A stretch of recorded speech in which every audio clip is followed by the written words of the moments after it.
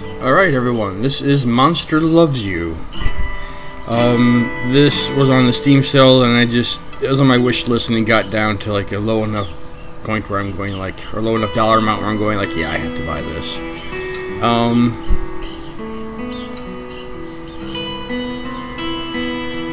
Let's begin, I guess.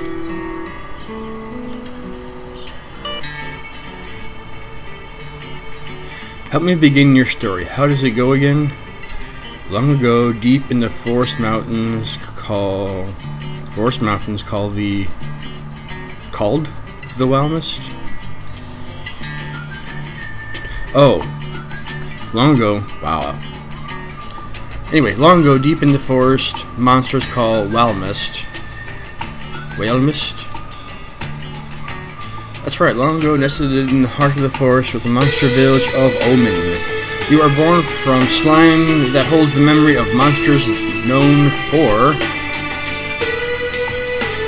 when the choices, actions, and attitudes, or words and thoughts.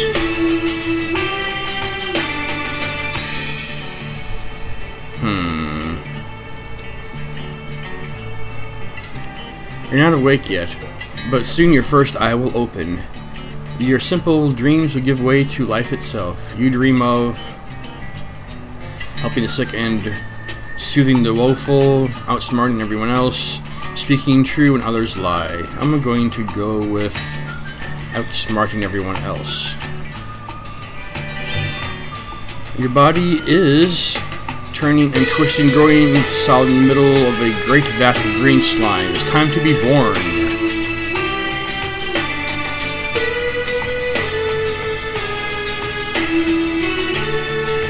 You can actually make choices about what you actually do and stuff by what you actually do in the game. You can choose out what you actually make, which is actually the main reason why I actually wanted to do this one. You awaken in the growing season when the forest is erupting with color. Your eye is open. You're a morsel, just barely born. You float in the spawning vat. Dozens of other morsels are exploring, failing, and stealing food from each other. Try to swim.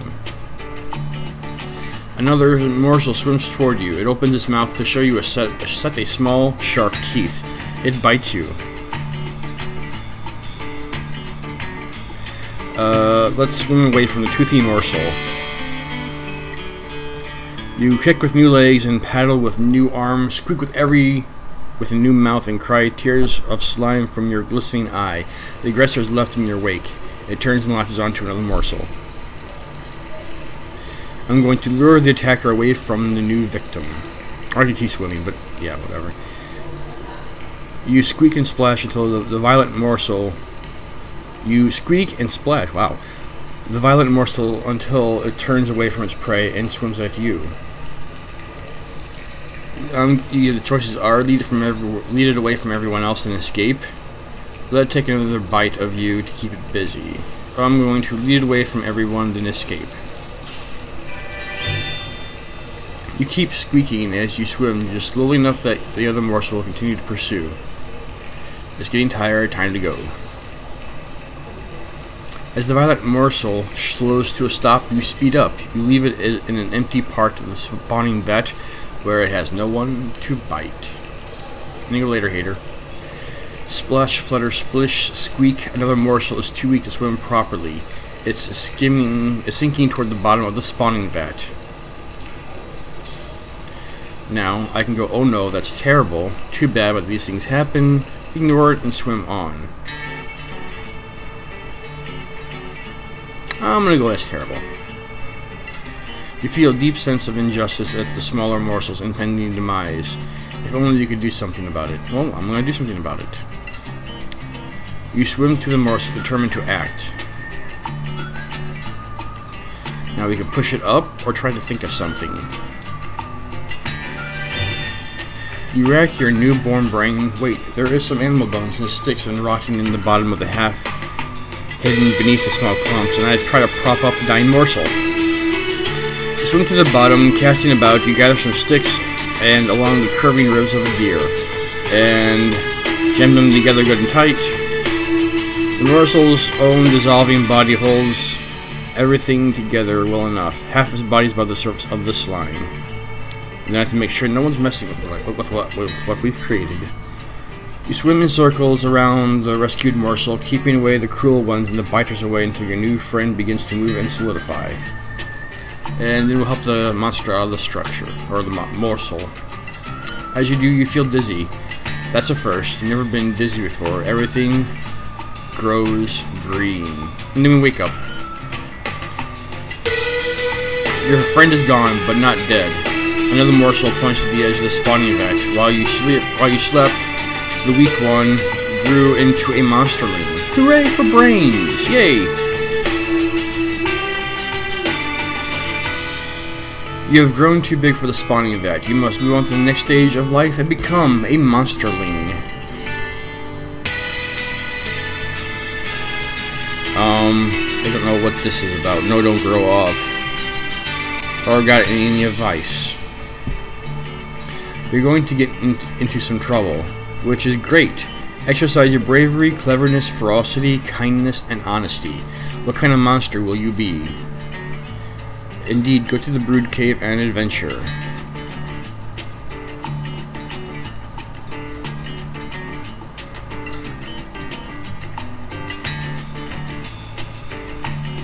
Kindness is the genuine desire to help others without expectation of reward. Healers tend to be kind.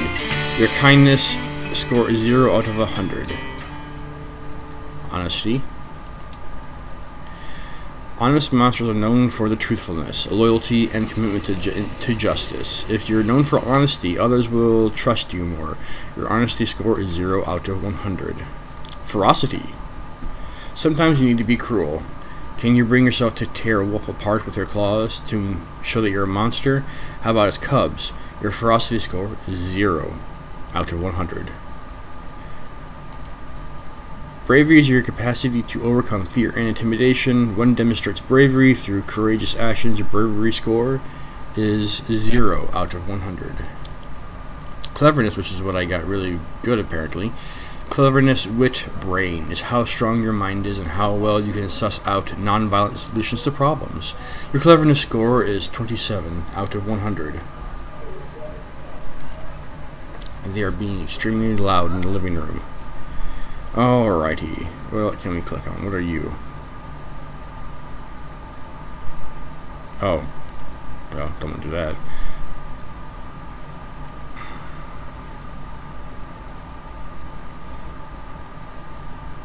Apparently I can't click on anything else but this adventure thing. Okay. Choose your adventure. And there's no mouse over for what this is. So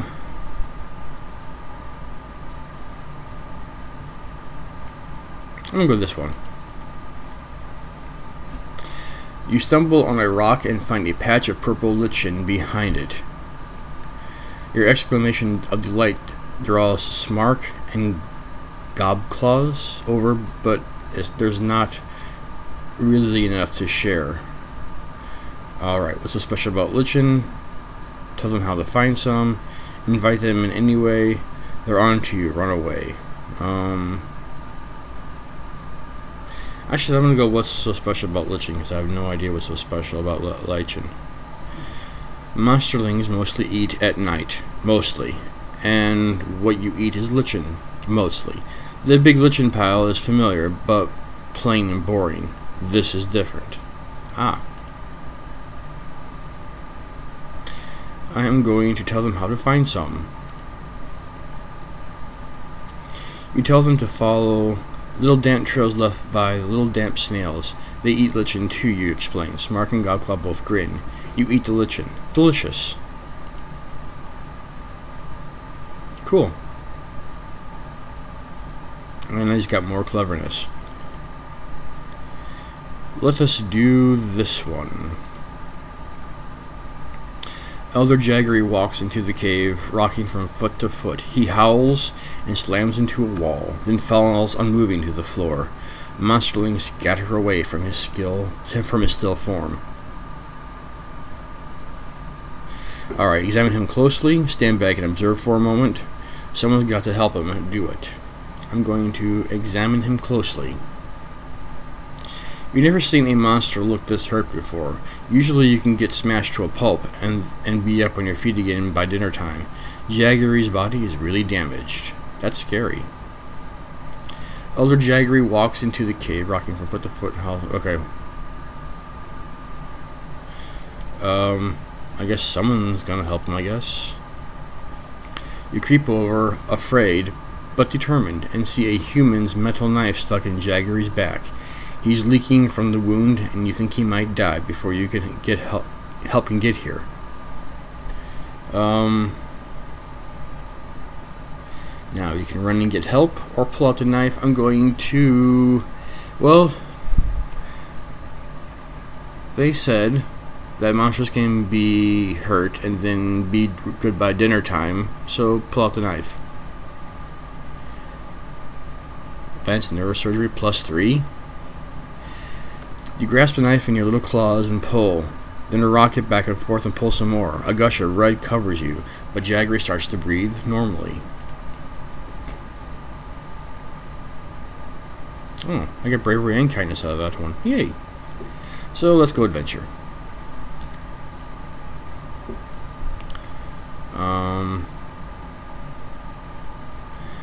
That's 60 days left, so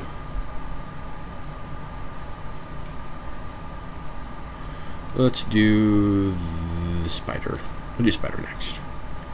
Something is scurrying along the walls and the ceiling and the floor. Spiders as big and as round as plates. They're swarming into the cave. You can't tell if they're friend or foe. Alright, we can confront them, stay between them and the other monsterlings, or throw blots, which I have no idea. Oh, throw plots, the other one of your friends. Throw blots to them as a sacrifice. I'm going to stay between them and the other monsterlings. When the lead spider sees what you're doing, it stops and bows toward you. Bow toward the spider. The courteous spider spreads its forelegs haplessly. So sorry to be a bother. We're a little lost. Can you help us get back to the Waelmist? I shall help them. You tell the lead spider, go that way, and then turn left, then just stay on the street until there isn't any street anymore. The spiders thank you, and depart. Alright, that's 5 days. I can only do so many. And there's way more than 5, so I need to pick. How about we just did animals? We'll do this one. Nash spies a delicious mouse head mushroom. Mine! She plucks it from the floor, but it tumbles from her claws and bounces into a dark crevice in the wall.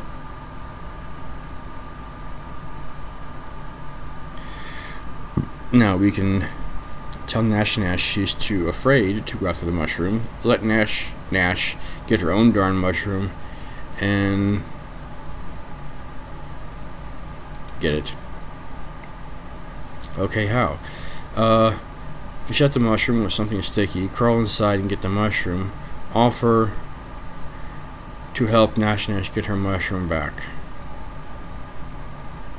I'm going to offer to help I'm going to offer to help you get her back. Okay, hold my feet. Nash dives into the crevice and immediately becomes stuck. You pull her out along with the mushroom. She shares it with you. Oh, that's nice of her.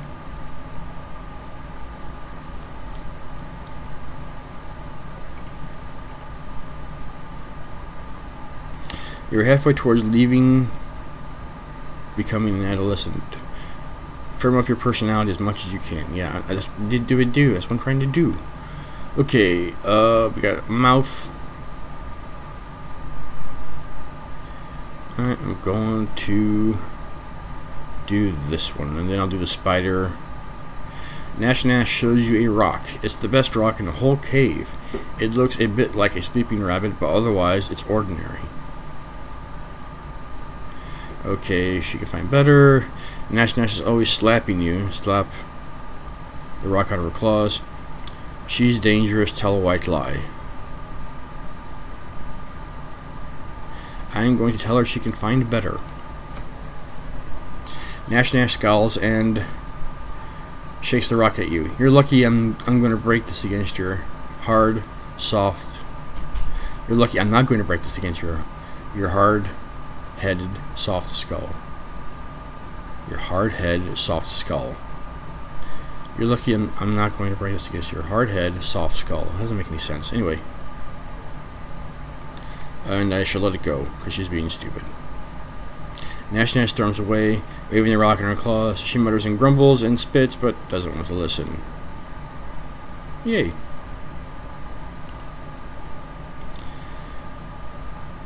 I got 3 days left. I shall do this one of these two, and then this one. How about that?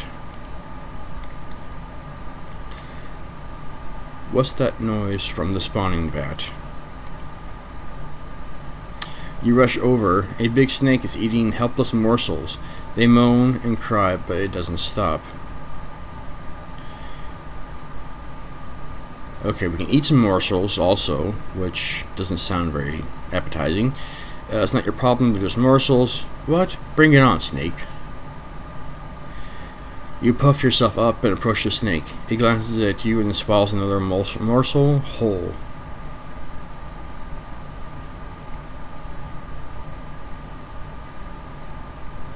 Now we can fear, not hear, wrestle the snake away from the vat. Hey snake, you're what's for dinner.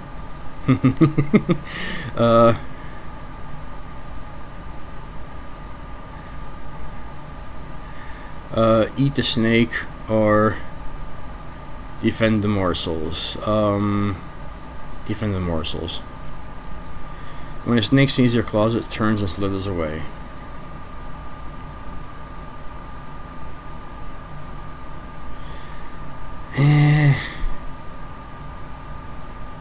I don't know, let's calm the terrified morsels. Why not? You spend a while with the morsels, cooing them and helping them back into the vat. I'm not very ferocious, am I?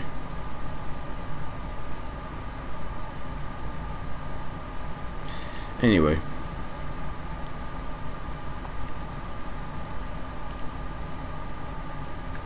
Nash Nash and Globclaw are racing to the ceiling of the cave. They've already climbed way up when Globclaw invites you to join them. You don't see a good way up, though. Okay, we can make a fair effort, but stop before you get hurt. Face up to it, admit you're a much of a climber, look at the paths they took, and copy them. I'm going to try to do that. You follow Nash Nash's claw marks halfway up the cave wall, and then slip sideways to where Globclaw was being more careful. You meet them at the top to their surprise. Yay! Alright, last one. Let's do this question mark one. Smark sits quietly by himself in the furthest, darkest corner of the cave. He's slumped and deflated, like a float pod missing half of the gas inside. His eye brims with slimy tears. I shall ask him what is wrong. I can either hug and console or leave him be. I'm going to ask him what's wrong. Smark looks down at his body, which isn't roly-poly. I don't know what that word is. Roly-poly? Or muscular like the other monsterling. He is sort of scrawny and weak. Look him over, tell Smark he's going to be fine. Be straight up with him, or I'll look him over. I'm going to look him over. He's lizard-like, but not in a nice way. You can see where parts of his hide are dry and itchy. His claws are blunt, though you know he's still good at climbing and catching mice.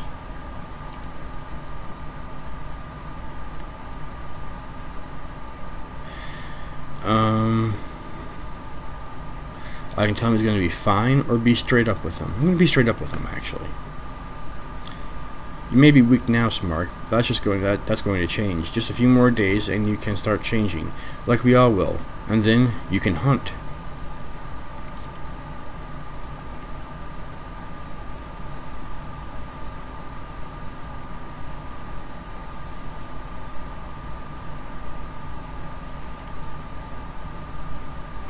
Oh my, wait, you wake up and find that you're no longer a little monsterling. You're growing up.